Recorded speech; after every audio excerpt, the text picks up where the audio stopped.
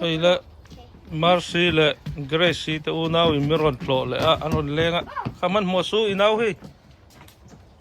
khoy kaldo kalver khoy vero Marcy khan nangi tong thei dewa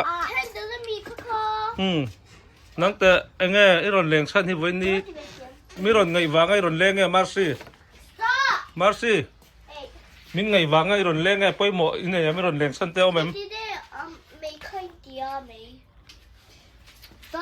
hey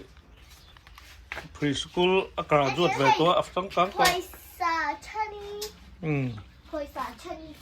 poisa chani ni so How do you turn this thing on? How do you turn on the oven or stove? eh hong zong te chip ve kan o poisa ron sang sila dollar pito so mai khoi su ko do lo I kan daw ka gut tilok to. lo o perfecto Ido vem. Gracie ko ver o akor khaba moi ve ko mo kalo entiang tian tite I love papa tinani mo akikorla number 10 khamo awan mo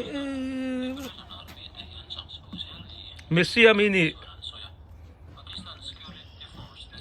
arte ka wala kang so